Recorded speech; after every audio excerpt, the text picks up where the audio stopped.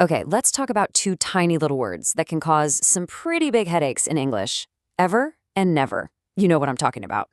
If you've ever gotten them mixed up, don't even worry about it. Seriously. By the end of this, you're going to know exactly how they work. So, let's just dive right in. First things first, if you've ever felt confused by these two, you are in very, very good company. It is a super common trip up for English learners. But here's the good news. There's a really simple rule that makes it all click into place, and we're going to unlock it together right now. All right, let's start with the first piece of our puzzle, the word ever.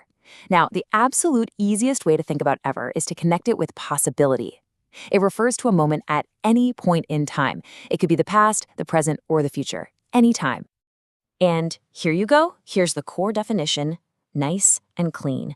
Ever just means at any time. I want you to burn that phrase, at any time, into your brain. It's the secret key to using this word correctly pretty much every single time.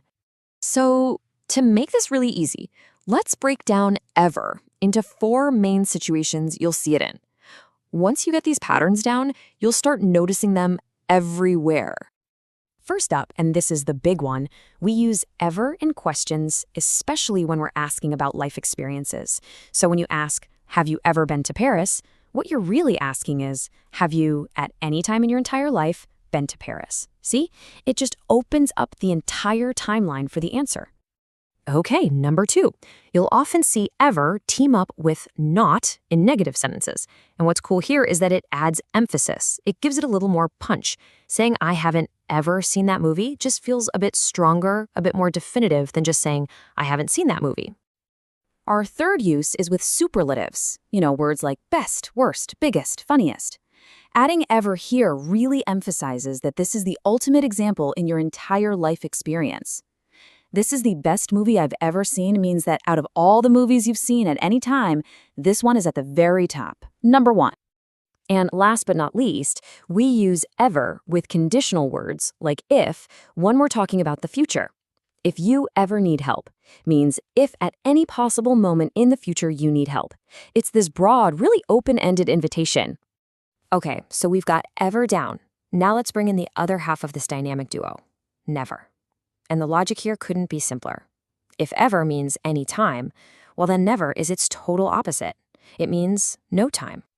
I mean, the definition says it all, right? Never means at no time. It is an absolute. It means 0 times, not once, on any day in any year. It just completely shuts the door on possibility. And hey, did you notice that the definition itself includes the phrase not ever? That is a huge clue, and we are definitely coming back to that in a minute.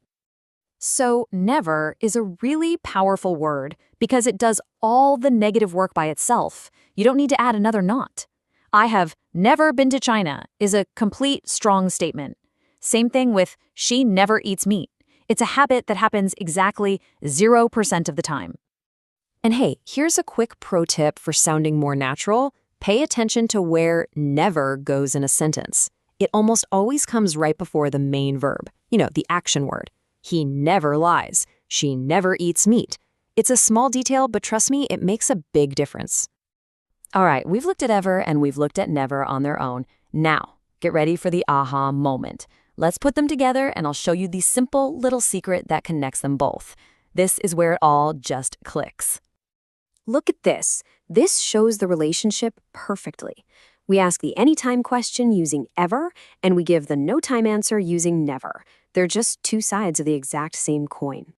Okay, here it is. This is the golden rule. If you only remember one thing today, please make it this. Never is just a shortcut. That's all it is.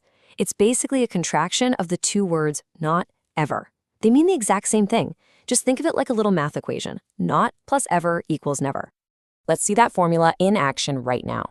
These 2 sentences mean precisely the same thing. I have never tried sushi, and I have not ever tried sushi. The first one, with never, is just a bit more common and a little more direct. But understanding that they are 100% identical is the real key to mastering both of these words. And that little formula is also your secret weapon for avoiding the most common mistake of all, the double negative. You just can't say I haven't never, because that's like saying I have not ever, which just doesn't make sense. Since never already has the not inside it, you just have to pick one path. I have never been there or I haven't ever been there. Okay, you've seen the definitions, you've seen the examples, and